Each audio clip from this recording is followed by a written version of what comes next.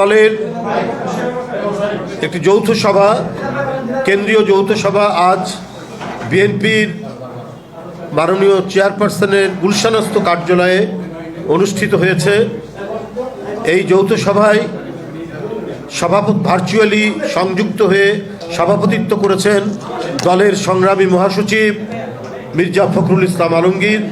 তিনি চোখে তার অস্ত্রোপচার হয়েছে, বেশ অসুস্থ, তিনি ব্যাংকক হাসপাতালে ব্যাংককে অবস্থান করছেন, সেখান থেকে তিনি সংযুক্ত হয়েছেন আজকের এই যৌথ সভায়। যৌথ সভায় দলের সিনিয়র যুগ্ম মহাসচিব, আমি যুগ্ম মহাসচিব বৃন্দ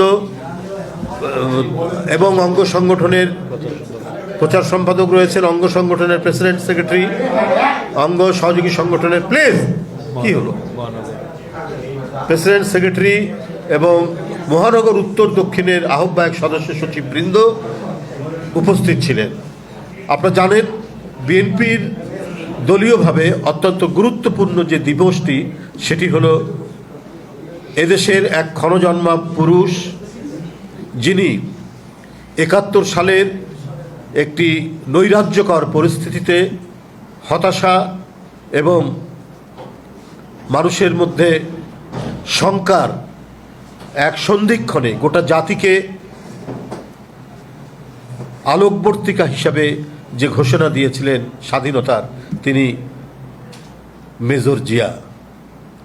কালক্রমে জনগণের সপক্ষে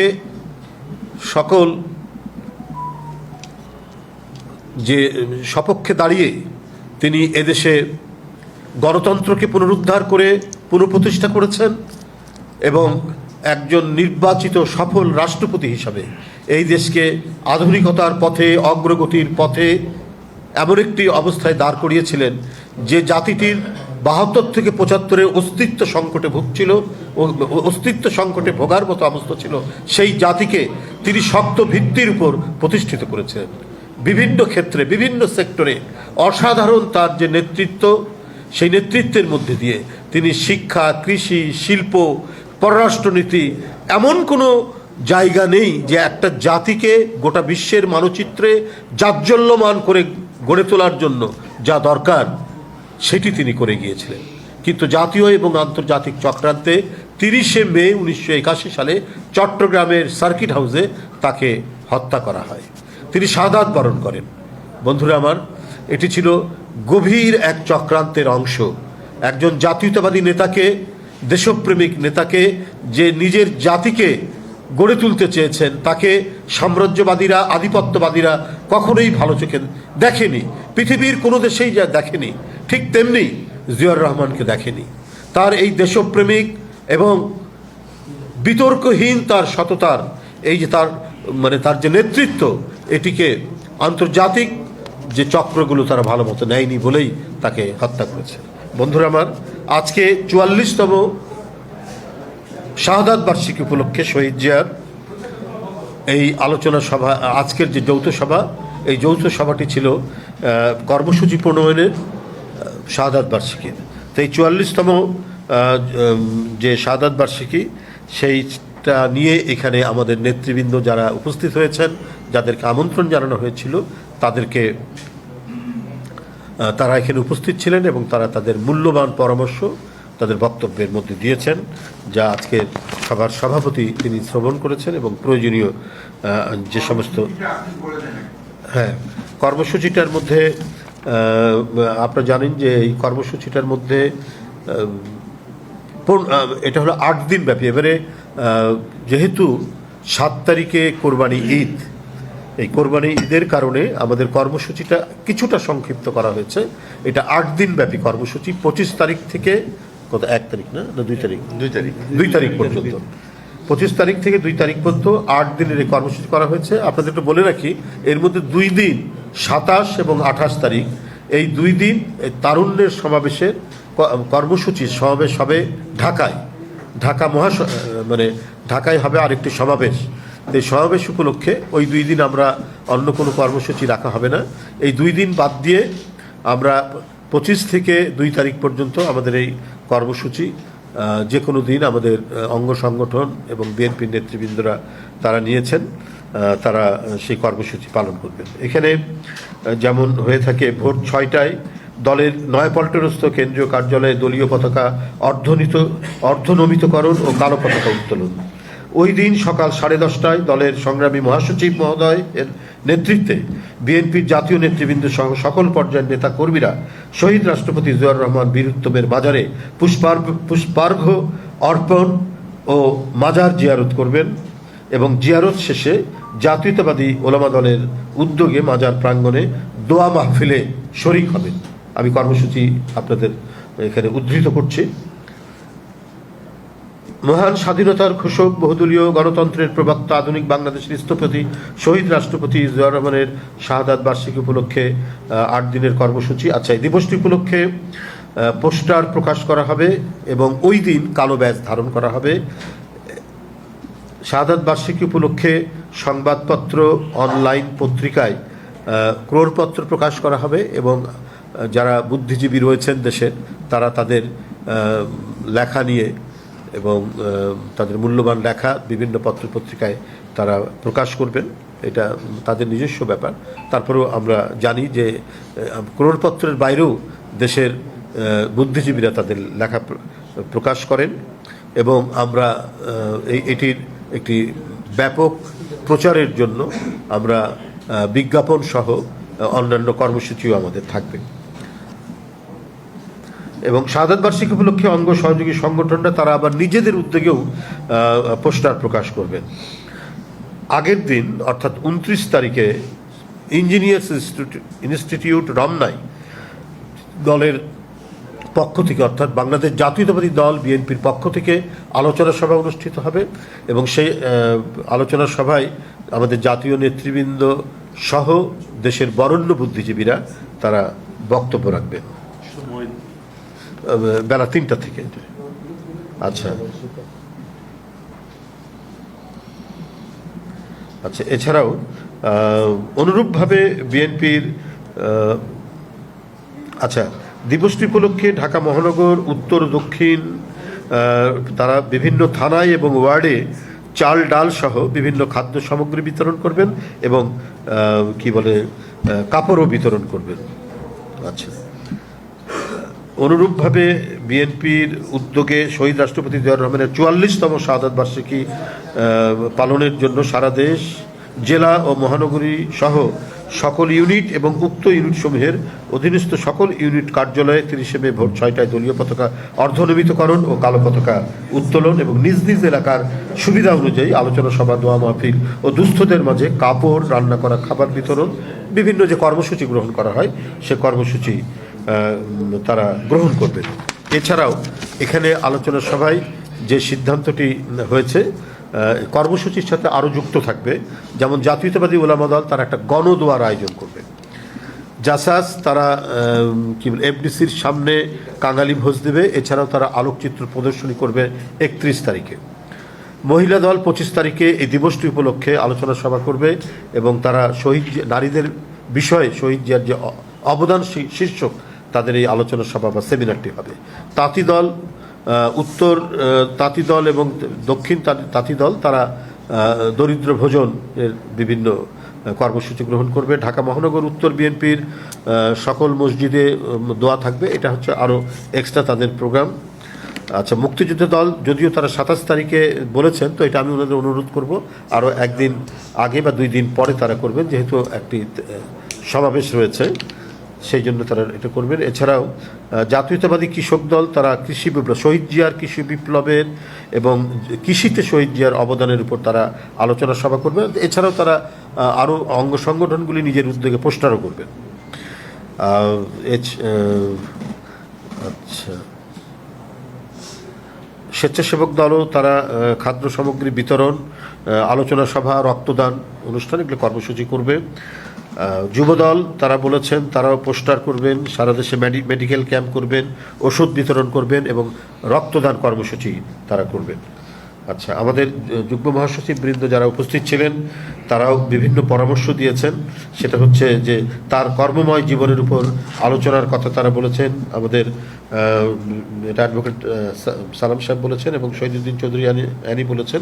মিডিয়া সেল যেটি আছে, মিডিয়া সেল 30শে আগস্টের আগেই ডকুমেন্টারি, শহীদ জিয়ার উপর যে সমস্ত ডকুমেন্টারি 30 মে 30শে মের আগেই তো বলেছে, 30শে মে আগেই না, 30শে মের আগেই এই ডকুমেন্টারিগুলো তারা দেবেন আর কি। আচ্ছা, তাছাড়াও র্যালির কথা বলেছেন, খাদ্য বিতরণ, মিডিয়া, তারপরে আরও এইসব বিষয়, এবং এখানে সুস্পষ্টভাবে আমাদের সকল নেতৃবৃন্দ এবং এটার উপরে একবারে স্ট্যান্ডিং যেটা অর্ডার, আমাদের দলের সভাপতি, মানে আজকের সভার সভাপতি মির্জা ফখরুল ইসলাম আলমগীর, উনি একেবারে জানিয়ে দিয়েছেন এই কর্মসূচি পালন উপলক্ষে কেউ যদি কোথাও চাঁদাবাজির কোনো খবর পাওয়া যায় তার বিরুদ্ধে একেবারে জিরো টলারেন্স গ্রহণ করা হবে। এই হচ্ছে আমাদের মোটামুটি কর্মসূচি, আপনাদের সামনে তুলে ধরলাম। এছাড়াও আপনাদের কাছে এটা একেবারে টাইপ করে পাঠিয়ে দেওয়া হবে। এখন এই আমাদের যৌথ সভার সভাপতি, দলের সংগ্রামী মহাসচিব আপনাদের উদ্দেশ্যে এখন বক্তব্য রাখছেন। সংগ্রামী মহাসচিব মির্জা ফখরুল ইসলাম আলমগীর।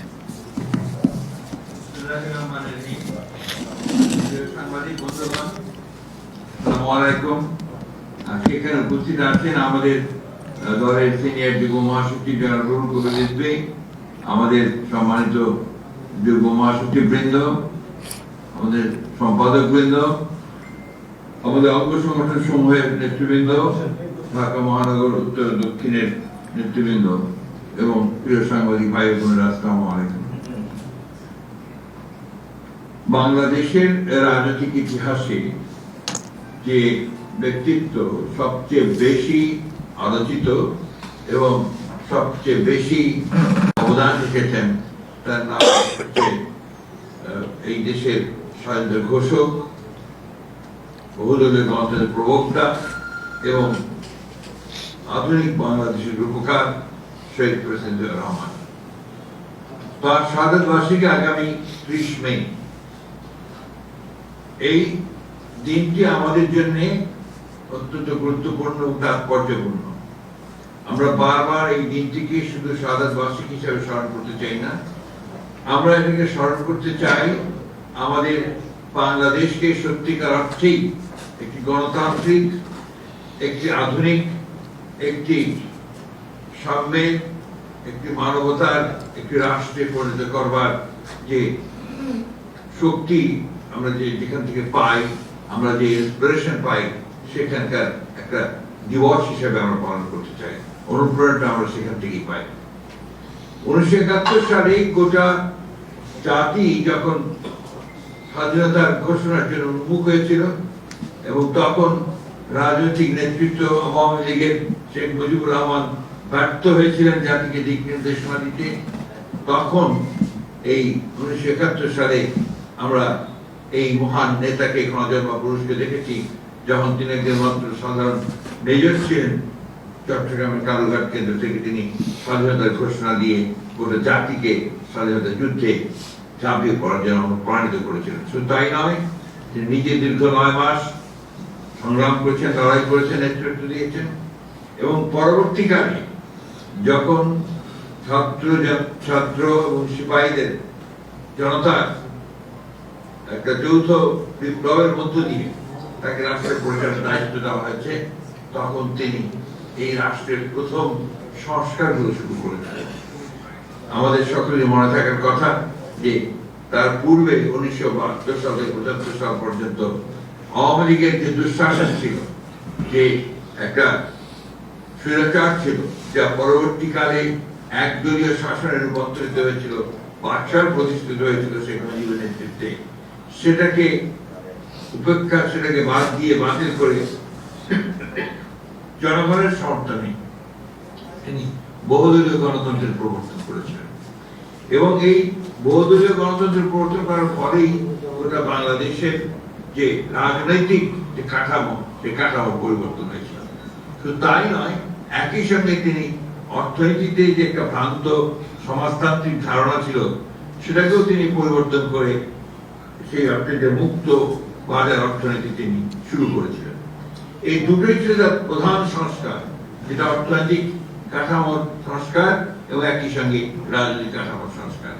পরবর্তীকালে আমরা দেখেছি যে এই বিদেশে শ্রমিকদেরকে পাঠিয়ে এবং দেশে গার্মেন্টস ফ্যাক্টরি শুরু করে তিনি অর্থনীতিতে একটা বিপ্লবের সূচনা করেছিলেন।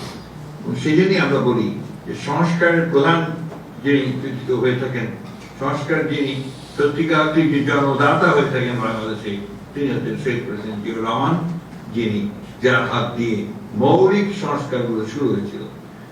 আজকে যে আপনার এই যে সংবাদ মাধ্যম, গণমাধ্যম, এই গণমাধ্যমও কিন্তু তখন তিনি উন্মুক্ত করেছিলেন। তো তাই নয়, মাত্র 4 বছরের শাসনের মধ্যে তিনি বাংলাদেশে একটা নতুন দর্শন দিয়েছিলেন জাতিকে। সেই দর্শনটি ছিল বাংলাদেশি জাতীয়তাবাদ। তারই ভিত্তিতে বাংলাদেশ তার নতুন স্বতন্ত্র, নতুন পরিচিতি লাভ করে এবং তা বিশ্বের দরবারে সত্যিকার থেকে মর্যাদাময় জাতি হিসেবে পরিচিত লাভ করে। যে বাংলাদেশে ৭৪ সালে দুর্ভিক্ষ হয়েছিল শেখ মুজিবের শাসনামলে এবং প্রায় লক্ষাধিক মানুষ শহীদ হয়েছিল না খেতে পেয়ে, সেই বাংলাদেশকে তিনি 1 বছর পরেই তিনি খাদ্যের স্বয়ং সম্পূর্ণ করেছিলেন। শিল্পে কলকারখানাতে উৎপাদন শুরু হয়েছিল নতুন করে, মানুষের মধ্যে একটা নবজাগরণ সৃষ্টি হয়েছিল, উদ্দীপনার সৃষ্টি হয়েছিল। বাংলাদেশকে সত্যিকার অর্থেই একটা সমৃদ্ধ আধুনিক বাংলাদেশে রূপান্তরিত করবার জন্য যে কর্মযজ্ঞ শুরু হয়েছিল, সেই কর্মযজ্ঞের সূচনা করেছিলেন শহীদ প্রেসিডেন্ট জিয়াউর রহমান। দুর্ভাগ্য আমাদের এই জাতি যে আমরা এই খনজন মহাপুরুষকে আমরা বেশি ধরে রাখতে পারিনি।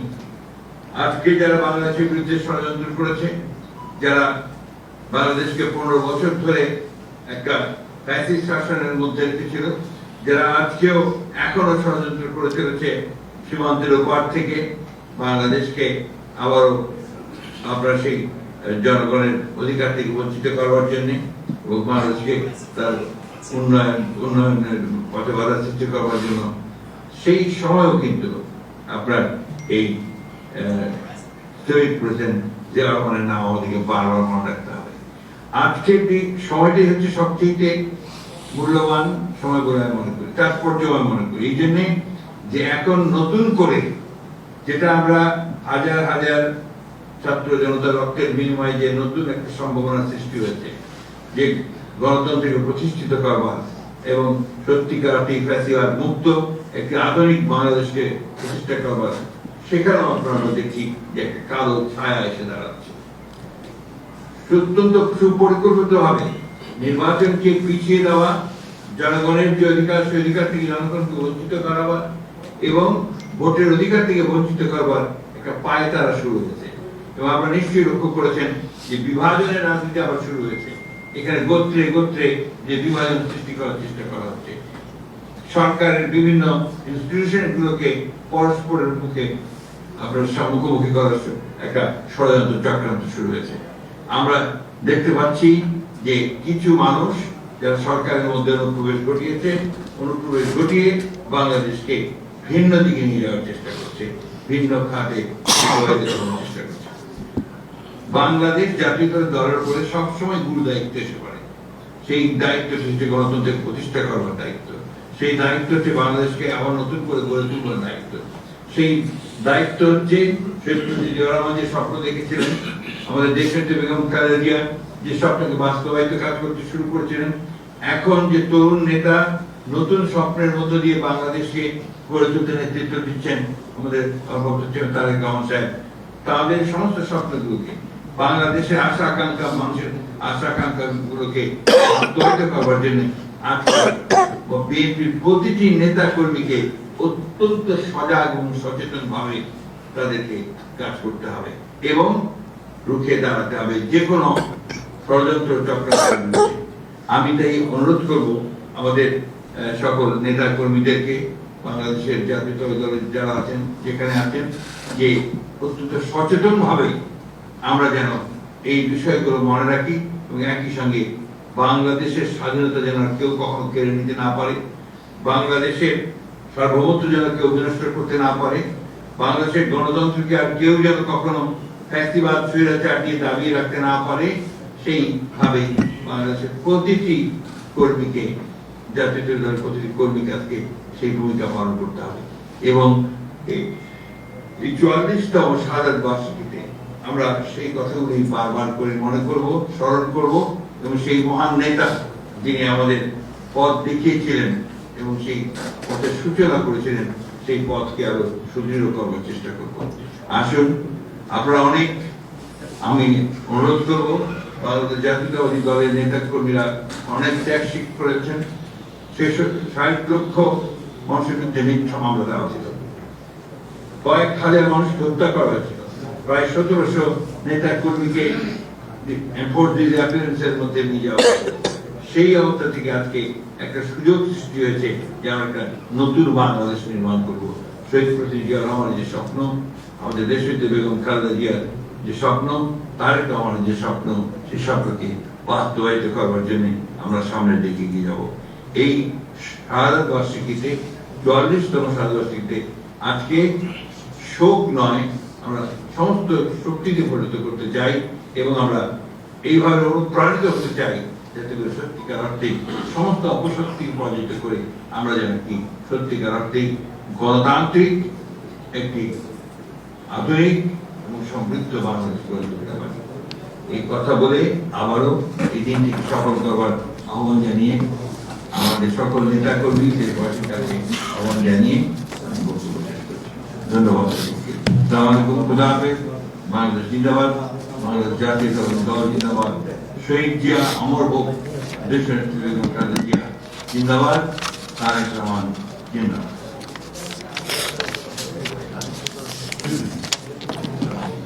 উপস্থিত নেতৃবৃন্দ, সবাইকে আন্তরিক ধন্যবাদ ও শুভেচ্ছা জানিয়ে আজকে সভার সভাপতি জনাব মির্জা ফখরুল ইসলাম আলমগীরের অনুমতিক্রমে সভার সমাপ্তি ঘোষণা করছি। ঠিক আছে।